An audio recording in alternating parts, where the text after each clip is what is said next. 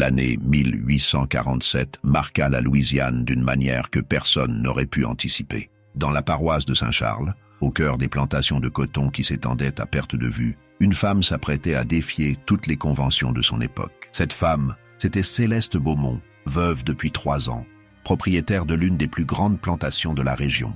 Céleste avait bâti un empire après la mort de son mari. Elle possédait près de 2000 hectares de terre, des dizaines d'esclaves et une fortune qui faisait pâlir d'envie les hommes les plus riches de Louisiane. Mais ce n'était pas sa richesse qui allait faire parler d'elle. C'était une décision qui allait choquer même les esprits les plus ouverts de l'époque. Sa fille unique, Amélie, venait d'avoir 19 ans. Belle comme le jour, éduquée dans les meilleures institutions de la Nouvelle-Orléans, elle représentait tout ce qu'une jeune femme de bonne famille pouvait être. Les prétendants affluaient de tout le sud, des fils de planteurs aux officiers de l'armée, tous désireux d'obtenir sa main et, avec elle, l'accès à la fortune des Beaumont. Céleste les avait tous éconduits. Chaque demande en mariage recevait la même réponse froide et définitive. Les rumeurs commencèrent à circuler. Certains disaient qu'elle voulait garder sa fille pour elle-même. D'autres murmuraient qu'elle était devenue folle de chagrin après la mort de son époux. La vérité, quand elle éclata au grand jour, se révéla bien plus troublante. Un matin de juillet, Céleste convoqua tous les esclaves de sa plantation dans la grande cour. Plus de 100 personnes se rassemblèrent, intriguées par cet appel inhabituel. La maîtresse se tenait sur le perron de la grande demeure, droite et imposante dans sa robe noire de veuve. À ses côtés, Amélie gardait les yeux baissés, le visage pâle. Céleste prit la parole d'une voix claire qui porta jusqu'au dernier rang. Elle annonça qu'elle avait décidé du destin de sa fille. Amélie épouserait un homme, certes, mais pas n'importe lequel. Cet homme serait choisi parmi les esclaves de la plantation. Plus précisément, parmi 5 d'entre eux qu'elle avait personnellement sélectionnés. Le silence qui suivit cette déclaration fut absolu. Même le vent sembla retenir son souffle. Céleste continua, imperturbable. Ces 5 hommes s'affronteraient dans une série d'épreuves. Le vainqueur recevrait non seulement la main d'Amélie, mais aussi sa liberté et une part substantielle de la fortune familiale. Il deviendrait, du jour au lendemain, un homme libre et riche, l'époux légitime de la fille de sa maîtresse. L'assemblée resta pétrifiée. Cette annonce défiait tout ce que la société de l'époque tenait pour sacré. Une femme blanche épouser un esclave noir? C'était impensable. C'était criminel dans certains États. C'était un scandale qui dépassait l'imagination. Mais Céleste Beaumont n'avait pas fini. Elle révéla les noms des 5 candidats. Chacun d'eux avait été choisi pour des raisons précises, des qualités qu'elle avait observées au fil des années. Ces hommes allaient se battre non pas pour leur liberté seulement, mais pour une transformation complète de leur existence. Le premier candidat s'appelait Marcus. À 32 ans, c'était le forgeron de la plantation. Ses muscles sculptés par des années de travail du métal faisaient de lui le plus fort physiquement. Marcus était arrivé sur la plantation à l'âge de 15 ans, vendu après la mort de son premier maître. Il ne parlait jamais de son passé, gardant ses souvenirs enfouis au plus profond de lui-même. Mais ses mains savaient créer des merveilles. Il fabriquait des outils, réparait les charrues, et ses créations témoignaient d'une intelligence remarquable. Céleste avait remarqué comment il transformait le fer brut en objet utile avec une précision d'artiste. Le deuxième était Thomas, 28 ans, responsable des écuries. Il connaissait les chevaux mieux que quiconque dans la région. Les bêtes les plus sauvages se calmaient sous ses mains. Il avait un don naturel pour comprendre les animaux, pour anticiper leurs réactions. Mais ce n'était pas tout. Thomas savait lire et écrire, compétences qu'il avait apprises en secret, malgré les lois qui l'interdisaient. Il passait ses nuits à déchiffrer tous les livres qu'il pouvait trouver, alimentant une soif de connaissances qui ne s'éteignait jamais. Le troisième candidat portait le nom de Samuel. À 40 ans, c'était le doyen du groupe. Il travaillait au champ depuis son enfance, mais sa vraie valeur résidait dans sa sagesse. Les autres esclaves venaient le consulter pour régler leurs différends, pour obtenir des conseils. Samuel possédait une autorité naturelle, une capacité à voir au-delà des apparences. Il avait survécu à 3 propriétaires différents, témoins silencieux des cruautés et des injustices de son époque. Ses cheveux commençaient à grisonner, mais son regard restait vif et pénétrant. Le 4e s'appelait Benjamin, 25 ans, le plus jeune du groupe. Il travaillait comme domestique dans la grande maison, ce qui lui avait permis d'observer de près les manières de la haute société. Benjamin était beau, d'une beauté qui attirait les regards malgré sa condition. Il parlait avec élégance, imitant sans effort le langage raffiné de ses maîtres. Certains le jalousaient pour ses privilèges, d'autres le méprisaient pour sa proximité avec les Blancs. Mais Benjamin jouait un jeu dangereux, cachant son intelligence derrière un masque de soumission. Le 5e candidat était le plus mystérieux de tous. Son nom était Isaiah, 35 ans, arrivé sur la plantation seulement 2 ans auparavant. On racontait qu'il avait été acheté après avoir tenté de s'enfuir vers le nord. Son dos portait les cicatrices de punitions sévères, témoignage de sa rébellion. Mais quelque chose en lui n'avait pas été brisé. Isaiah possédait une force intérieure qui transparaissait dans son regard. Il parlait peu, travaillait dur, mais observait tout avec une attention constante. Céleste avait vu en lui quelque chose que les autres avaient manqué, une détermination inflexible, une volonté qui refusait de plier. Ces 5 hommes se retrouvèrent ainsi propulsés au centre d'un événement qui allait les dépasser tous. Aucun d'eux n'avait demandé cette opportunité. Aucun n'avait rêvé d'épouser la fille de sa maîtresse. Mais maintenant que cette possibilité leur était offerte, ils ne pouvaient pas l'ignorer. C'était la liberté qui leur tendait les bras, une liberté assortie d'une richesse inimaginable. La nouvelle se répandit comme une traînée de poudre. Dans les plantations voisines, dans les villes, dans les salons de la Nouvelle-Orléans, on ne parlait que de la folie de Céleste Beaumont. Les autorités locales s'interrogèrent sur la légalité de son projet. Les prêtres tonnèrent contre cette abomination du haut de leur chair. Les familles respectables menacèrent de boycotter les Beaumont. Mais Céleste restait inflexible. Elle avait consulté les meilleurs avocats de la région. Techniquement, rien dans la loi ne l'empêchait d'affranchir un esclave et de le marier à sa fille, même si cela défait toutes les conventions sociales. Elle possédait la fortune et le pouvoir nécessaires pour résister aux pressions. Et surtout, elle avait ses raisons, des raisons qu'elle n'avait partagées avec personne. Céleste annonça que les épreuves commenceraient dans 1 semaine. Elle utilisa ce délai pour faire venir des spectateurs triés sur le volet. Pas question de transformer son projet en cirque public. Elle invita des personnalités qui partageaient ses vues progressistes, des intellectuels, des artistes, quelques rares planteurs qui avaient l'esprit plus ouvert que la moyenne. Elle voulait des témoins, mais des témoins qui comprendraient ce qu'elle tentait d'accomplir. Durant cette semaine, les 5 candidats se préparèrent chacun à leur manière. Marcus passa plus de temps que jamais à sa forge, testant sa force, s'assurant que son corps était prêt pour n'importe quel défi physique. Thomas s'entraîna avec les chevaux, mais aussi en lisant tard dans la nuit, conscient que les épreuves ne seraient pas seulement physiques. Samuel médita, puisant dans sa sagesse accumulée au fil des décennies. Benjamin observa encore plus attentivement les habitudes de la famille Beaumont, cherchant des indices sur ce que Céleste pourrait attendre d'eux. Quant à Isaiah, il resta énigmatique, gardant ses pensées pour lui. Amélie, pendant ce temps, vivait un cauchemar éveillé. Sa mère lui avait imposé cette situation sans lui demander son avis. Elle, qui avait grandi avec l'idée d'épouser un gentleman de son rang, se retrouvait promise à l'un de ces hommes qu'elle avait toujours considérés comme des serviteurs. Pourtant, au fond d'elle-même, quelque chose commençait à bouger. Elle se surprenait à observer les 5 candidats avec une curiosité nouvelle, à se demander qui ils étaient vraiment derrière leurs conditions d'esclaves. Le jour des premières épreuves arriva. Céleste avait fait aménager un espace dans la grande cour de la plantation. Des gradins avaient été installés pour les spectateurs.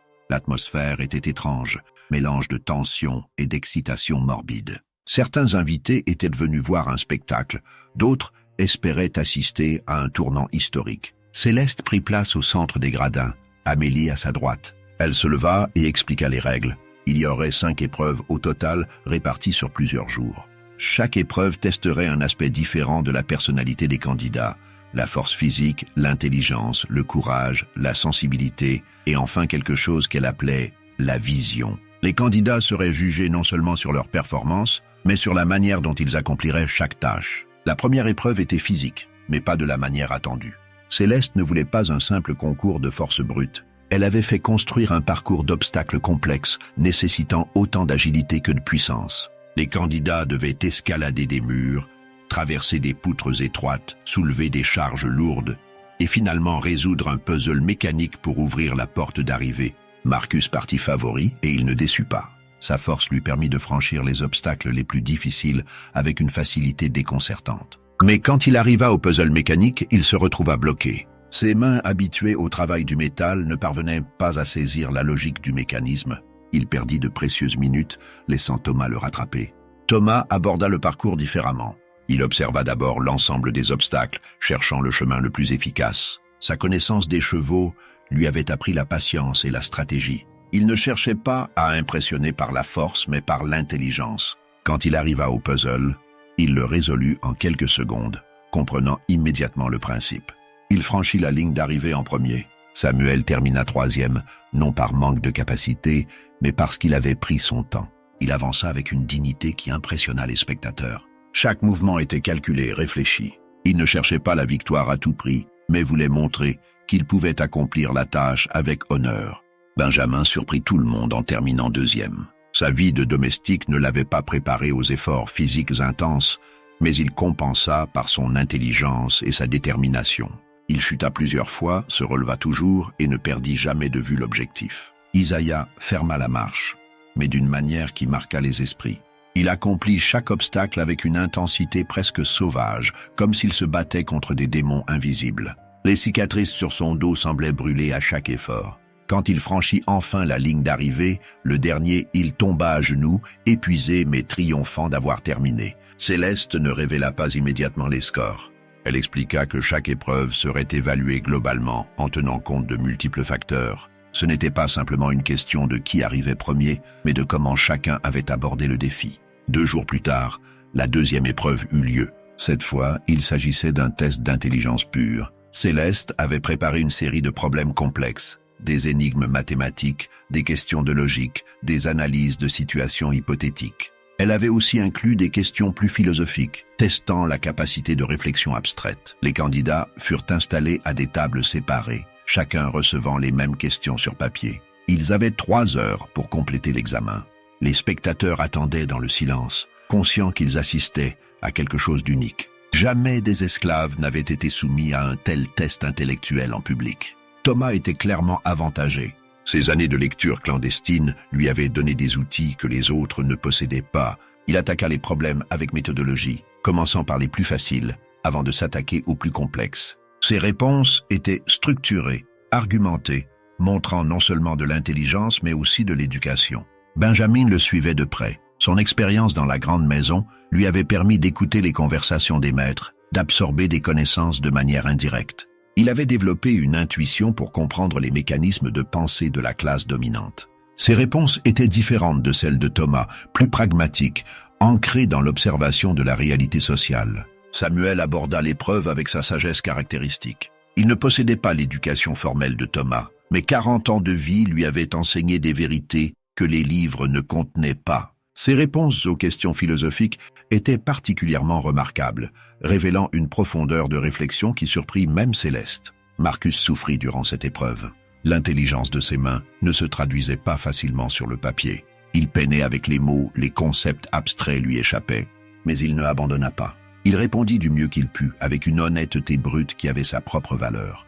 Isaiah, une fois de plus, se révéla imprévisible. Ses réponses étaient courtes, parfois brutales, mais d'une clarté déconcertante. On sentait en lui une compréhension intuitive des systèmes de pouvoir, une analyse acérée des relations humaines. Certaines de ses réponses firent froncer les sourcils des spectateurs par leur noirceur, mais personne ne pouvait nier leur pertinence. Quand les 3 heures s'écoulèrent, Céleste rassembla les papiers. Elle annonça qu'elle prendrait le temps d'étudier chaque réponse soigneusement avant de donner son évaluation. Les candidats retournèrent à leur quartier, conscients que l'écart entre eux commençait à se creuser. Cette nuit-là, les tensions éclatèrent. Dans les cabanes des esclaves, une dispute violente opposa Marcus et Thomas. Marcus accusait Thomas d'avoir un avantage déloyal grâce à son éducation clandestine. Thomas répliqua que chacun utilisait les atouts qu'il possédait et que Marcus aurait pu lui aussi apprendre à lire s'il l'avait vraiment voulu. Les autres esclaves durent les séparer avant que les coups ne pleuvent. Benjamin observait la scène avec un sourire énigmatique. Il savait que ces tensions joueraient en sa faveur. Tant que les autres se battaient entre eux, il pouvait manœuvrer tranquillement. Samuel, de son côté, tentait de calmer les esprits, conscient que leur division ne servait que les intérêts de ceux qui voulaient les voir échouer. Isaiah restait à l'écart de ces conflits. Il regardait les étoiles par la fenêtre de sa cabane, perdu dans ses pensées. Pour lui, cette compétition représentait bien plus qu'une opportunité de liberté. C'était une chance de prouver quelque chose, de démontrer que même un esclave marqué pour rébellion pouvait s'élever au-dessus de sa condition. Amélie, dans sa chambre de la grande maison, ne dormait pas non plus. Elle avait assisté aux 2 premières épreuves, et quelque chose en elle avait changé. Ces hommes qu'elle avait toujours considérés comme de simples serviteurs se révélaient posséder des qualités qu'elle n'avait jamais soupçonnées. Marcus et sa force tranquille, Thomas et son intelligence affûtée, Samuel et sa sagesse, Benjamin et son adaptabilité, Isaïa et son intensité brûlante. Chacun d'eux était une énigme qu'elle commençait à vouloir résoudre. La troisième épreuve fut annoncée une semaine plus tard. Céleste avait pris son temps pour concevoir quelque chose de mémorable. Elle voulait tester le courage des candidats, mais pas à travers un acte de bravoure physique simpliste. Elle voulait comprendre ce qui motivait vraiment chacun d'eux. L'épreuve se déroula de manière individuelle, chaque candidat étant convoqué séparément dans le bureau privé de Céleste. Là, dans l'intimité d'une conversation à huis clos, elle posa à chacun une série de questions dérangeantes. Elle voulait savoir pourquoi ils participaient vraiment à cette compétition. Était-ce seulement pour la liberté? Pour la richesse? Par ambition? Par désir de vengeance contre un système qui les avait opprimés? Mais ce n'était pas tout. Céleste avait préparé un piège moral pour chacun d'eux. Elle leur offrait une porte de sortie. Elle leur proposait de quitter immédiatement la compétition en échange de leur liberté et d'une somme d'argent substantielle. Pas autant que ce que le vainqueur recevrait, mais suffisamment pour commencer une nouvelle vie dans un état libre. La seule condition, ils devaient partir immédiatement, sans dire au revoir aux autres esclaves, abandonnant leurs compagnons à leur sort. Marcus fut le premier convoqué. Face à Céleste, il se tint droit malgré sa nervosité. Elle lui posa sa question. Pourquoi voulait-il épouser Amélie? Marcus resta silencieux un long moment avant de répondre avec une honnêteté désarmante. Il ne voulait pas épouser Amélie pour elle-même. Il ne la connaissait pas vraiment, malgré les années passées sur la même plantation. Mais cette compétition représentait quelque chose de plus grand. C'était une chance de prouver qu'un homme noir pouvait être l'égal d'un homme blanc, que sa valeur ne dépendait pas de la couleur de sa peau, mais de ses actions. Quand Céleste lui offrit la porte de sortie, Marcus la regarda dans les yeux. Il refusa. Partir maintenant serait trahir tout ce que cette compétition représentait. Il voulait aller jusqu'au bout, quelles qu'en soient les conséquences. Céleste nota sa réponse sans commentaire, son visage restant impassible. Thomas entra ensuite. Lui aussi reçut les mêmes questions. Sa réponse fut différente. Il admit ouvertement qu'il était attiré par Amélie, non pas physiquement puisqu'il ne l'avait jamais approchée d'assez près, mais par ce qu'elle représentait. Elle était l'incarnation d'un monde dont il avait toujours été exclu, le symbole d'une éducation et d'une culture qu'il avait dû voler dans l'ombre. L'épouser signifierait accéder enfin à ce monde, légitimement, publiquement. L'offre de Céleste le fit hésiter. La liberté immédiate était tentante, mais Thomas secoua finalement la tête. Il avait attendu trop longtemps cette opportunité. Il voulait gagner, pas s'échapper. Il voulait prouver que son intelligence valait celle de n'importe quel homme blanc éduqué. Céleste inscrivit sa décision. Samuel arriva avec la tranquillité qui le caractérisait. À la question de Céleste, il répondit avec une simplicité désarmante. Il participait pour ses enfants et petits-enfants. Il avait des descendants sur cette plantation et d'autres dans la région. S'il lui gagnait, il utiliserait sa nouvelle position pour les racheter tous, pour leur offrir la liberté qu'il n'avait jamais connue. Épouser Amélie n'était qu'un moyen vers cette fin. Quand Céleste lui offrit de partir, Samuel demanda s'il pouvait emmener sa famille avec lui. Céleste répondit que l'offre ne concernait que lui. Samuel refusa alors sans hésitation. Il ne partirait pas en abandonnant les siens. Il continuerait la compétition parce que c'était la seule façon d'obtenir assez de pouvoir pour les sauver tous. Céleste hocha la tête, une lueur de respect dans les yeux. Benjamin entra avec son masque habituel de soumission polie. Mais dans le bureau privé de Céleste, le masque tomba. Il révéla une ambition féroce qui surprit même la veuve endurcie. Benjamin voulait tout, la liberté, la richesse, le pouvoir, et oui, Amélie aussi. Il la voulait non par amour, mais parce qu'elle venait avec un statut social qui lui avait été refusé toute sa vie. Il était fatigué de jouer le serviteur souriant. Il voulait regarder de haut ceux qui l'avaient regardé de haut. L'offre de liberté immédiate le fit sourire amèrement. Ce n'était pas assez. Une simple liberté dans un État du Nord où il resterait un homme noir parmi tant d'autres? Non, il voulait la victoire complète, l'humiliation de tous ceux qui avaient douté qu'un esclave puisse s'élever si haut. Céleste vit en lui quelque chose de dangereux, une soif de revanche qui pourrait consumer tout sur son passage. Isaïa fut le dernier convoqué. Il entra dans le bureau avec la même intensité qui le caractérisait. Les questions de Céleste le laissèrent d'abord muet. Puis lentement, il commença à parler. Il raconta son histoire pour la première fois depuis son arrivée sur la plantation. Il avait été capturé après avoir tué l'homme qui avait violé sa femme. Il s'était enfui avec elle vers le nord, mais ils avaient été rattrapés. Sa femme avait été vendue à un autre propriétaire. Il ne savait même pas où. Il participait à cette compétition parce qu'avec l'argent et la liberté, il pourrait la chercher, la retrouver, la libérer elle aussi. Quand Céleste lui offrit de partir maintenant, Isaiah se leva brusquement, renversant presque sa chaise. Il avait passé 2 ans à supporter l'humiliation quotidienne, les coups, les insultes, tout en gardant vivant l'espoir de retrouver sa femme. Il n'allait pas abandonner maintenant qu'une vraie chance se présentait. Il gagnerait cette compétition ou mourrait en essayant. Céleste recula légèrement devant l'intensité de son regard, comprenant qu'Isaiah était peut-être le plus dangereux de tous les candidats.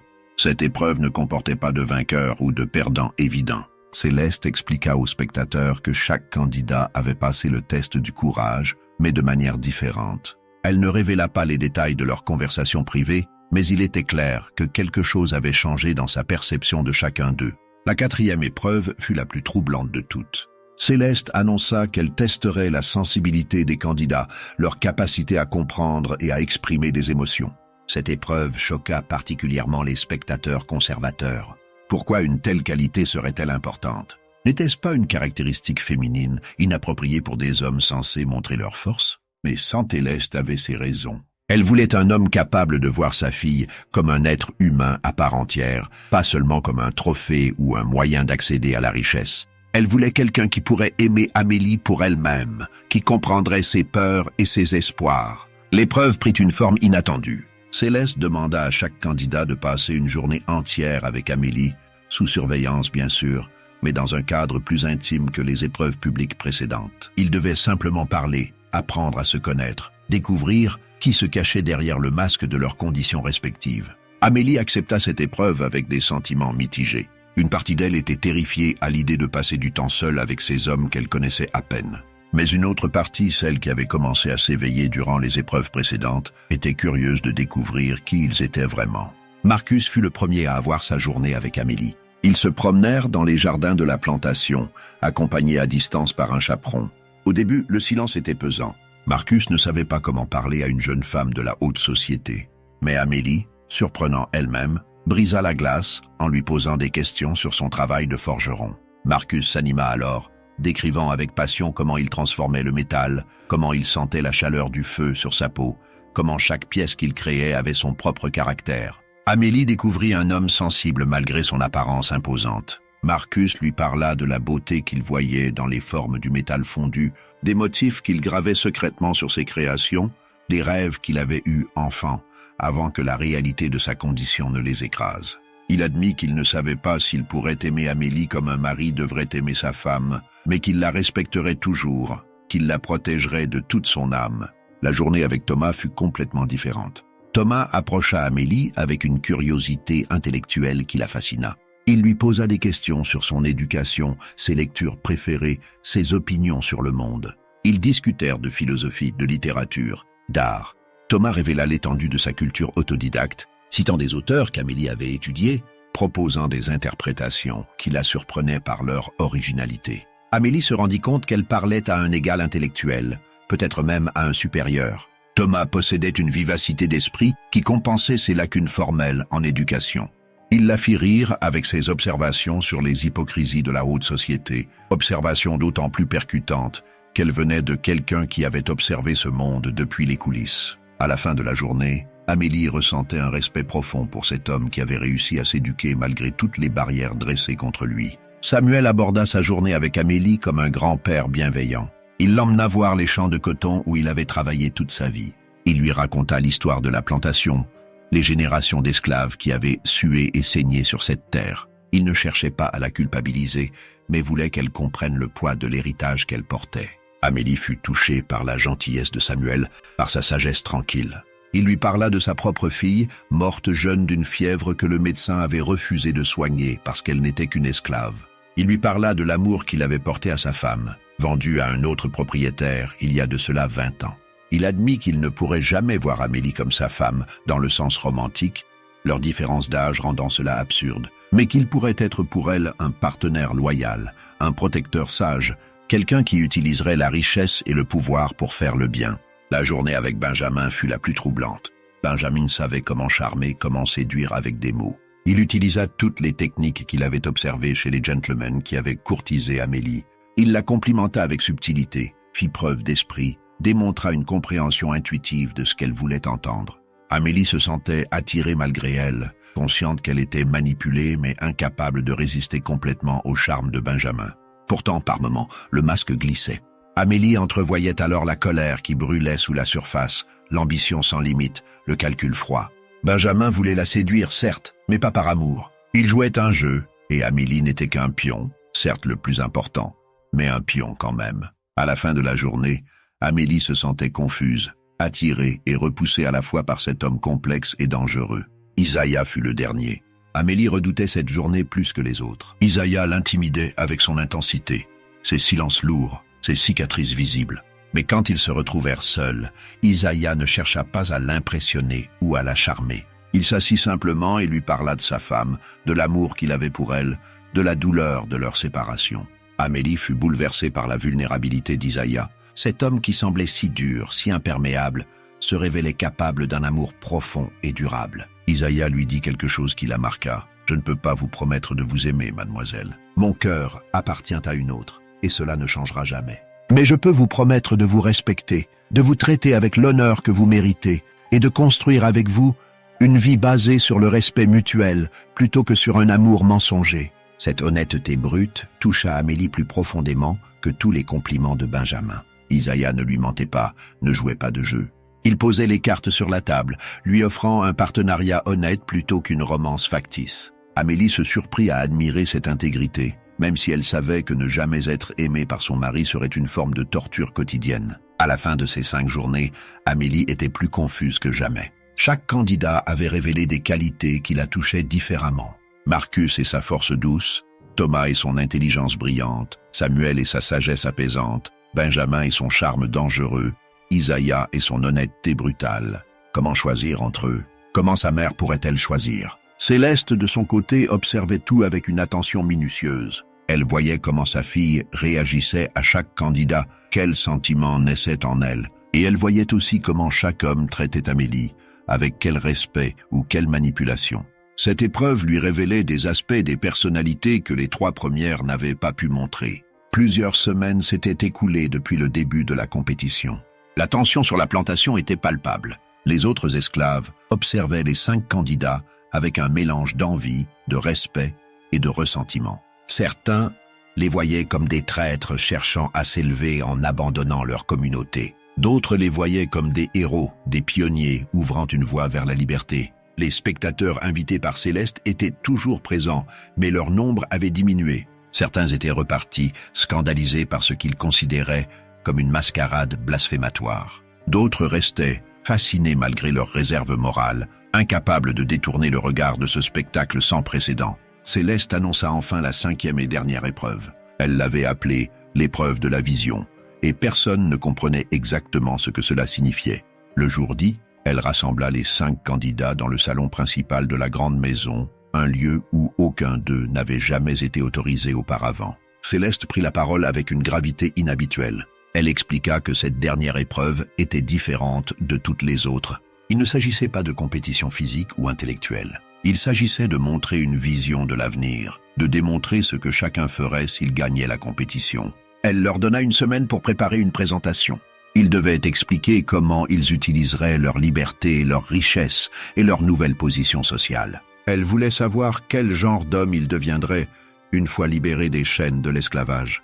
Elle voulait comprendre leurs rêves, leurs ambitions, leur conception du bien et du mal. Cette annonce plongea les candidats dans une réflexion profonde. Pour la première fois, ils devaient vraiment envisager l'après, la vie qui les attendrait s'ils gagnaient. Ce n'était plus une abstraction, mais une possibilité concrète qui exigeait une planification réelle. Marcus passa la semaine à dessiner. Il créa des plans pour une forge qu'il voulait ouvrir, un lieu où il pourrait créer des objets d'art autant que des outils utilitaires. Il envisageait d'embaucher d'autres anciens esclaves, de leur apprendre le métier, de créer une communauté d'artisans noirs qui prouveraient leur valeur à travers leur travail. Il voulait utiliser sa position pour changer les mentalités, montrer que les Noirs n'étaient pas que de la main-d'œuvre servile, mais des créateurs capables de beauté et d'innovation. Thomas écrivit un manifeste. Il voulait ouvrir une école pour les enfants noirs, esclaves et libres. Il voulait leur enseigner la lecture, l'écriture, les mathématiques, toutes les connaissances qu'on leur refusait. Il envisageait d'écrire des livres racontant l'histoire de l'esclavage du point de vue des esclaves eux-mêmes, de documenter les horreurs pour que les générations futures n'oublient jamais. Il voulait utiliser l'éducation comme une arme contre l'oppression. Samuel élabora un plan pour racheter le plus grand nombre possible d'esclaves. Il avait fait des calculs, estimé combien de personnes il pourrait libérer avec la fortune qui lui serait accordée. Il ne voulait pas seulement les libérer, mais les aider à s'établir, leur donner des terres, des outils, une chance de construire une vie digne. Il rêvait de créer une communauté d'anciens esclaves qui vivraient selon leurs propres règles, dans le respect et la solidarité. Benjamin prépara une présentation flamboyante. Il parlait de créer un empire commercial, d'utiliser sa richesse pour accumuler encore plus de richesses. Il voulait devenir si puissant, si influent, que même les Blancs les plus racistes seraient obligés de le traiter avec respect. Il ne cachait pas son désir de vengeance sociale, son ambition de dominer ceux qui l'avaient dominé. Son plan était séduisant dans son audace, mais troublant dans sa soif de pouvoir. Isaïe prépara quelque chose de différent. Il ne fit pas de grands plans d'empire ou de communauté. Il parla simplement de retrouver sa femme, de racheter sa liberté, de vivre avec elle une vie simple et paisible loin du Sud et de ses horreurs. Il promettait d'utiliser l'argent restant pour aider d'autres couples séparés par l'esclavage à se retrouver, à fuir vers le Nord, à reconstruire leur famille brisée. Sa vision était humble mais profondément humaine. Le jour des présentations arriva. Céleste avait invité des juges extérieurs, un avocat progressiste de la Nouvelle-Orléans, un prêtre catholique connu pour ses positions anti-esclavagistes, et une femme écrivain qui avait publié des pamphlets contre l'esclavage. Avec Céleste et Amélie, ils formaient le jury qui évaluerait les présentations. Marcus présenta en premier. Ses dessins impressionnèrent l'assemblée par leur beauté et leur précision. Sa vision d'une forge dirigée par des Noirs libres était inspirante, montrant comment le travail et le talent pouvaient transcender les barrières raciales. Les juges hochèrent la tête avec approbation, touchés par la simplicité et la noblesse de son projet. Thomas captiva son audience avec son éloquence. Son manifeste pour l'éducation était structuré comme un document juridique, argumenté point par point avec une logique implacable. Il cita des philosophes, des penseurs politiques, démontrant que l'éducation était le fondement de toute société juste. L'avocat dans le jury fut particulièrement impressionné, reconnaissant en Thomas un esprit juridique naturel. Samuel toucha les cœurs avec sa présentation sobre mais émouvante. Il montra les calculs qu'il avait faits, les noms des personnes qu'il espérait libérer, les familles qu'il voulait réunir. Il parla avec une émotion contenue de sa propre femme, qu'il n'avait pas vue depuis 20 ans, mais qu'il n'avait jamais cessé d'aimer. Le prêtre essuya une larme, touché par la bonté et l'altruisme de cet homme qui avait tant souffert mais qui pensait encore aux autres. Benjamin ébloui par son ambition et son charisme. Il peignit un tableau d'un futur où les Noirs posséderaient des commerces, des terres, du pouvoir politique. Il parla de changer le système de l'intérieur, d'utiliser les armes du capitalisme contre ceux qui l'avaient utilisé pour les opprimer. Sa présentation était controversée, certains juges admirant son audace tandis que d'autres s'inquiétèrent de sa soif de pouvoir sans limite. Isaïe conclut avec une simplicité qui contrastait avec la grandeur des autres présentations. Il ne chercha pas à impressionner, ne promit pas de changer le monde. Il parla seulement de l'amour qu'il portait à sa femme, de la dignité de vivre libre, du droit de chaque personne à contrôler son propre destin. Sa présentation était courte, directe, mais d'une honnêteté qui résonna profondément dans la salle. Après les présentations, les juges se retirèrent pour délibérer. Céleste les accompagna, laissant les candidats et les spectateurs dans une attente anxieuse. Cette délibération dura des heures, les voix montant parfois derrière les portes closes, témoignant de débats passionnés. Quand les juges revinrent enfin, leur expression était grave. L'avocat prit la parole pour expliquer que leur décision avait été difficile, que chaque candidat avait montré des qualités exceptionnelles. Mais une décision devait être prise. Céleste se leva alors et demanda le silence. Ce qu'elle avait à dire allait choquer tout le monde une fois de plus. Elle annonça que le jury avait sélectionné les 3 meilleurs candidats sur la base des 5 épreuves, Thomas, Samuel et Isaïe. Mais la décision finale ne leur appartenait pas. Elle appartenait à Amélie. Cette révélation provoqua un tumulte. Céleste avait dit dès le début qu'elle choisirait le mari de sa fille, mais maintenant elle transférait cette responsabilité à Amélie elle-même. Les spectateurs murmuraient, les candidats se regardaient avec confusion. Même Amélie semblait choquée, n'ayant pas été prévenue de cette décision. Céleste expliqua son raisonnement. Elle avait organisé cette compétition non seulement pour trouver un mari digne de sa fille, mais pour forcer Amélie à voir ces hommes comme des êtres humains à part entière, capables de pensée, de sentiments, de grandeur. Elle voulait que sa fille apprenne que la valeur d'un homme ne se mesurait pas à la couleur de sa peau, mais à son caractère. Maintenant qu'Amélie avait appris cette leçon, elle était prête à faire son propre choix. Amélie se leva lentement, le visage pâle. Tous les regards étaient rivés sur elle. Elle regarda les 3 finalistes, Thomas avec son intelligence brillante, Samuel avec sa sagesse bienveillante, Isaiah avec son intégrité brutale. Comment choisir entre eux? Comment décider qui serait son mari, qui serait le père de ses futurs enfants? Amélie demanda plusieurs jours pour réfléchir à son choix entre les 3 finalistes. Ces journées furent les plus longues de sa vie, passées à peser chaque option. Thomas représentait l'égal intellectuel dont elle avait toujours rêvé, capable de conversations stimulantes et de partager sa passion pour les livres. Mais elle percevait chez lui une certaine froideur, une tendance à analyser plutôt qu'à ressentir. Samuel offrait la stabilité et la sagesse. Avec lui, elle se sentirait protégée par sa compréhension profonde du monde. Il serait un partenaire loyal et un conseiller sage. Mais leur différence d'âge créait un déséquilibre. Samuel la voyait presque comme la fille qu'il avait perdue, rendant difficile l'idée d'une vraie relation matrimoniale. Isaiah l'intriguait et la troublait profondément. Son honnêteté absolue, son refus de jouer quelque jeu que ce soit, sa franchise sur le fait qu'il ne l'aimerait jamais vraiment, car son cœur appartenait à sa femme Sarah, tout cela était à la fois repoussant et fascinant.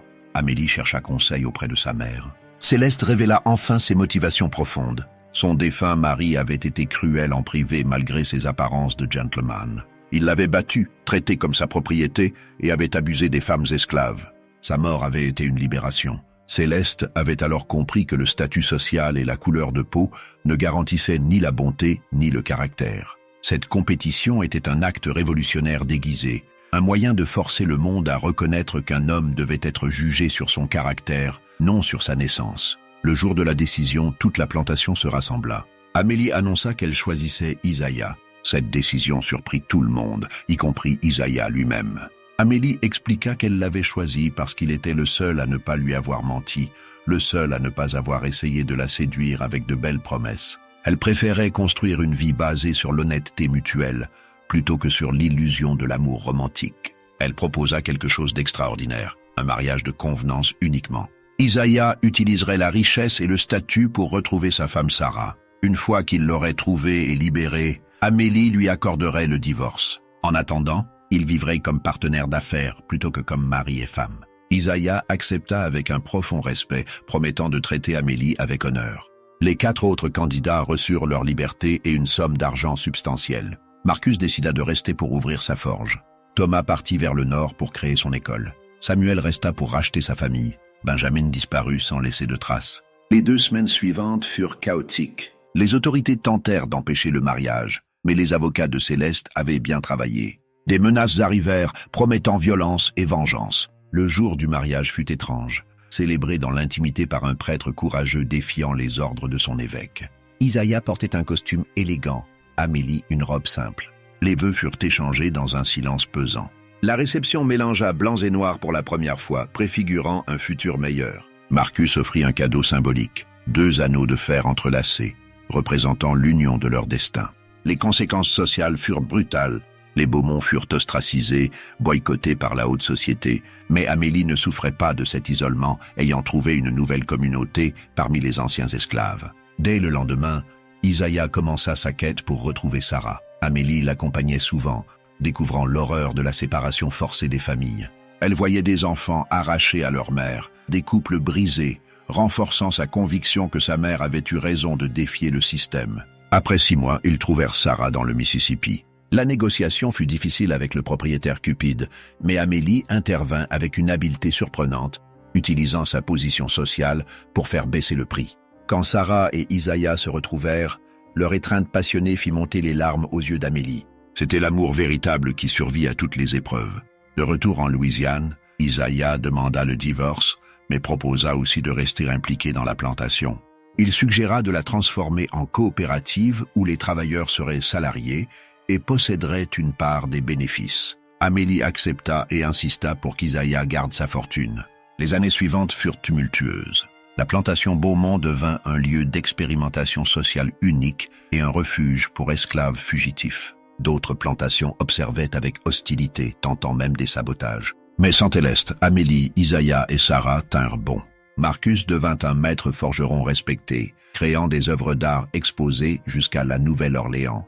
Thomas créa son école au nord, forma des centaines d'élèves et écrivit 3 livres sur l'esclavage qui devinrent des références abolitionnistes. Samuel racheta 23 membres de sa famille et créa une communauté modèle en Alabama. Benjamin disparut, mais des rumeurs le disaient devenu extrêmement riche à Chicago ou Boston. Amélie ne se remaria jamais, devenant une activiste passionnée pour l'abolition. Elle développa une profonde amitié avec Sarah, travaillant ensemble à la transformation de la plantation. Isaiah et Sarah eurent 4 enfants, nés libres, qui devinrent avocats, médecins et enseignantes militantes. Céleste mourut à 75 ans, juste avant la proclamation d'émancipation, satisfaite d'avoir contribué au changement. La plantation Beaumont survécut à la guerre civile grâce à son système de coopérative. 50 ans plus tard, un journaliste interviewa Amélie. Elle raconta tout sans embellissement. Quand il lui demanda si elle regrettait son choix, elle répondit que le regret était un luxe qu'elle ne pouvait se permettre. Elle ajouta « L'amour prend de nombreuses formes. Je n'ai jamais eu l'amour romantique promis, mais j'ai eu l'amour d'une communauté, l'amour d'une cause. C'est une histoire qui valait la peine d'être vécue. » Isaiah expliqua que gagner n'avait pas été le plus important, mais le processus qui l'avait forcé à se redéfinir comme homme libre. Sarah admit avoir été jalouse au début, mais cette jalousie s'était transformée en gratitude et affection pour Amélie. L'ancienne plantation devint un musée dédié à l'esclavage et à l'abolition. Le véritable héritage résidait dans les centaines de descendants des 5 hommes vivant aujourd'hui en Amérique, dans les écoles, les forges, les communautés qu'ils créèrent. L'histoire de la veuve qui fit combattre ces 5 esclaves devint légendaire. Le vainqueur avait choqué tout le monde, non par sa force ou son intelligence, mais par son honnêteté. Isaiah avait gagné en restant fidèle à lui-même, montrant que l'intégrité valait plus que tous les talents. C'était la leçon finale. Dans la quête de liberté et de dignité, l'honnêteté envers soi-même est la plus grande des vertus. Une histoire qui commença comme un scandale et se termina comme une révolution, rappelant que le courage de quelques-uns peut changer le destin de beaucoup.